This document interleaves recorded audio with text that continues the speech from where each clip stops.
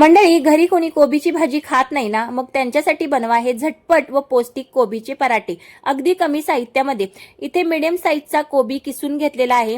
त्याच्यामध्ये चपातीचे पीठ ऍड करत आहे। गरजेनुसार कोबी किती आहे त्यानुसारच चपातीचे पीठ ऍड करायचे। त्याच्यामध्ये चवीनुसार मीठ टाकायचे। चवीनुसार मीठ टाकल्यानंतर त्याच्यामध्ये लाल तिखट टाकायचे, जेवढी गरज आहे तेवढेच लाल तिखट टाकायचे।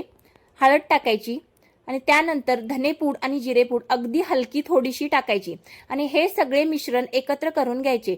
कोबीला आधीच मॉइश्चर सुटलेले असते, त्यामुळे त्याच्यामध्ये पाणी न ऍड करता पीठ आणि कोबी एकत्र चांगले मिक्स करून घ्यायचे आणि त्यानंतर गरजेनुसार त्याच्यामध्ये पाणी टाकत राहायचे आणि पीठ मळून घ्यायचे। अगदी संपूर्ण मिश्रण ते एक जीव होईपर्यंत थोडे थोडे पाणी घेऊन चांगले मळून घ्यायचे आणि तो मळलेला पिठाचा गोळा 10 मिनिटांसाठी रेस्टसाठी ठेवून द्यायचा आणि 10 मिनिटांनंतर पराठे लाटायला घ्यायचे। A few moments later. थोडा वेळ पिठाला रेस्ट दिल्यानंतर त्या पिठाचे चांगले असे गोळे करून घ्यायचे। इथे मी तेलाचा वगैरे वापर काही केलेला नाही आहे, फक्त पिठाचा वापर करून गोळे बनवलेत आणि लाटतानाही मी तेलाचा वापर केलेला नाही आहे।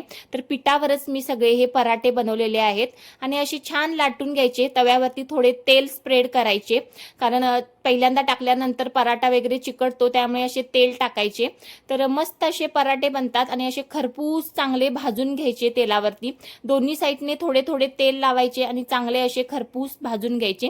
खूप छान पराठे बनतात, एकदा करून नक्की पहा ही रेसिपी। आणखी हे पराठे तुम्ही दह्यासोबत खाऊ शकता, खूप छान लागतात। चला, व्हिडिओ आवडला तर जाता जाता तेवढे सबस्क्राईब करा। भेटूया आणखी एखाद्या युजफुल अशा व्हिडिओमध्ये। Bye bye.